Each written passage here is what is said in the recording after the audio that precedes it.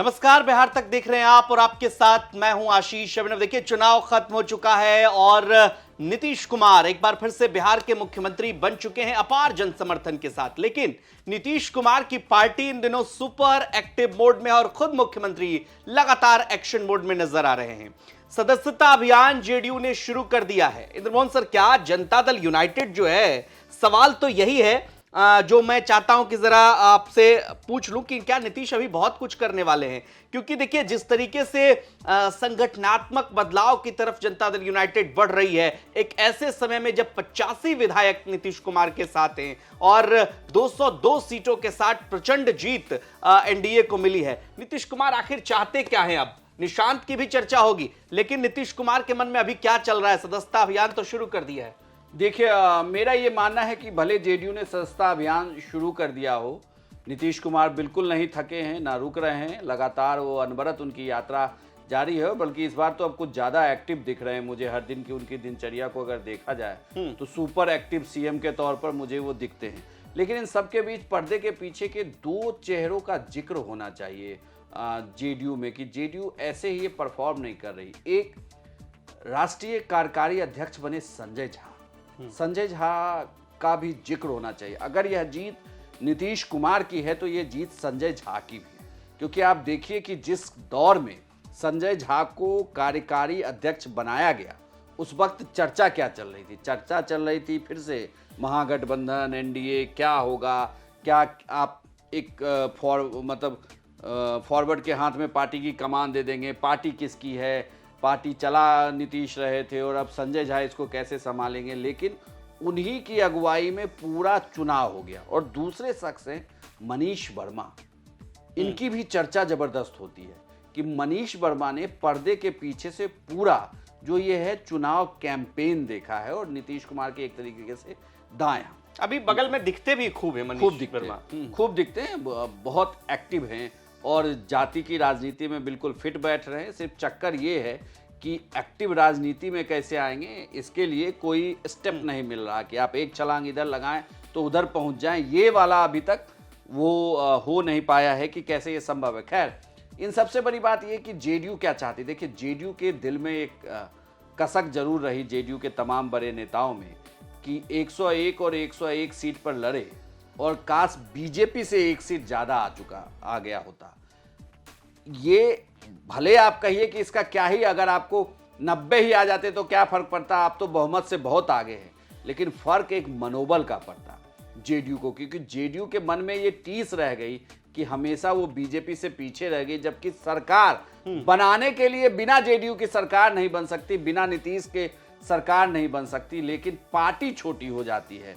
भले अभी 4 सीट पीछे है, लेकिन ये 4 बड़ी लंबी यात्रा है जो पूरी नहीं हो पा रही। पिछले 15 साल में तो ये अटक ही रहा है मामला। तो ये 7 आप चलकर भी पूरा नहीं कर पा रहे हैं। ये एक बड़ी बड़ी मुश्किल डगर है, कहें तो जेडीयू के लिए कि बड़ी मुश्किल डगर है पनघट की, ये पार नहीं होती। अब आप देखिए कि चाहत क्या है। चाहत तो जरूर होगी जेडीयू की कि पार्टी को सबसे बड़ा कर ले, लेकिन सबसे बड़ी पार्टी करने से होगा क्या? एक तो जो आप कह रहे हैं ना कि नीतीश कुमार के सामने ही, नीतीश कुमार के राज्य में संजय झा के राष्ट्रीय कार्यकारी अध्यक्ष होते हुए यह सपना पूरा कर लेना। और जैसे ही आप इस सपने को पूरा करेंगे तो आप एक बात मान लीजिए कि बीजेपी भले ही केंद्र से लाख दबाव आपके ऊपर बनाए रखे, बिहार में आपको लगे कि बीजेपी सब कुछ कर रही है, लेकिन यह होते ही आपको ऐसा माइलेज देने वाली है जेडीयू को कि जिसका फायदा उन्हें मिलेगा। दूसरी बड़ी बात जो मुझे लगती है कि जेडीयू अगर सबसे बड़ी पार्टी होगी तो संवैधानिक तौर पर भी बेनिफिट होता है, क्योंकि कभी भी आप लगे अगर जेडीयू को कि इधर उधर हो रहा है तो पहला मौका तो उन्हीं के पास आए। दूसरा सवाल यह भी था कि अब जिस तरह से नीतीश कुमार एक्टिव भी हैं, संगठन की मजबूती पर भी काम हो रहा है, जिस शख्स का आपने जिक्र किया मनीष वर्मा का भी, निशांत कुमार की चर्चा अब देखिए पहले नहीं होती थी। अब इतनी बड़ी जीत के बाद निशांत की चर्चा अचानक संजय झा ने करके राजनीति को गरमा दिया है कि भाई निशांत तय करेंगे कि उनको कब आना चाहिए और निशांत को आना चाहिए राजनीति में। ये बात वो कह रहे हैं क्योंकि जेडीयू के कार्यकर्ता और सभी नेता चाहते हैं।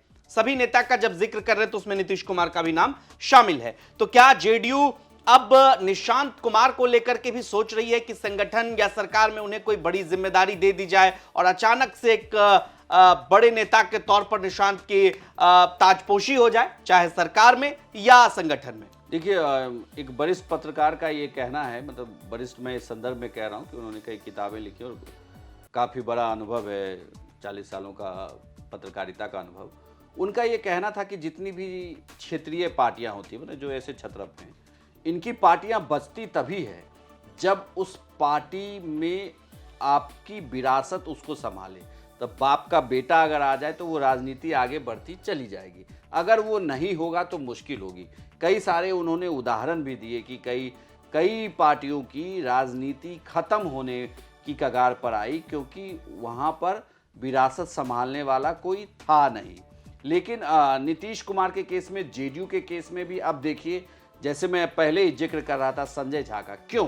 क्योंकि ये वही संजय झा थे जिन्होंने बिहार तक की बैठक में पहला सेशन, पहले गेस्ट और पहली खबर इन्होंने ये दी कि निशांत बिहार विधानसभा का चुनाव नहीं लड़ेंगे, फिलहाल राजनीति में नहीं आएंगे। उस दिन की सबसे बड़ी हेडलाइन बनी थी तमाम अखबारों में कि निशांत की राजनीतिक एंट्री पर बैन लग गया, भाई वो अभी नहीं आने वाले। अब वही संजय झा अब चुनाव के बाद कह रहे हैं कि निशांत की एंट्री होने वाली।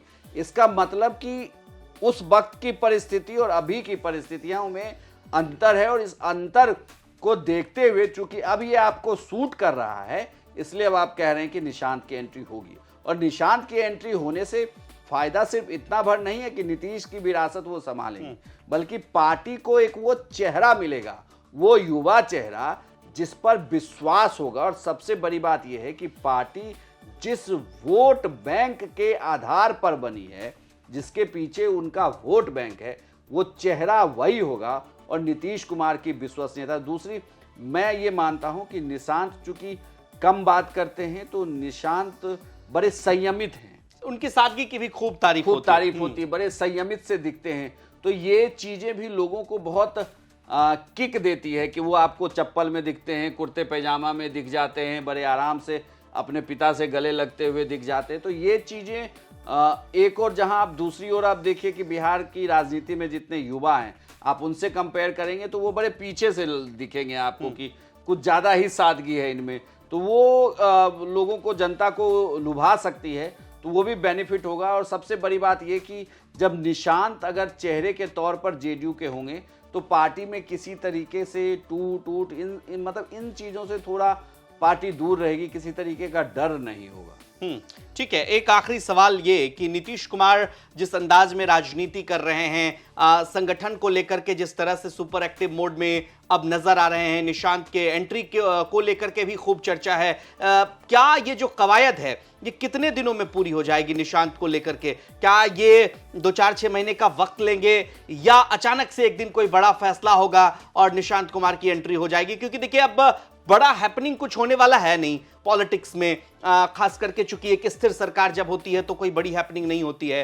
तो मुफीद मौके को देखते हुए नीतीश कुमार की पार्टी ये फैसला ले लेगी कि निशांत अब राजनीति में आ गए। देखिए, बिल्कुल मुफीद मौका है और मैं आपको कह रहा हूं कि 15 जनवरी से लेकर आप 22-23 जनवरी के बीच की कोई तारीख देख लीजिए, बिहार की राजनीति में बहुत कुछ होने वाला है।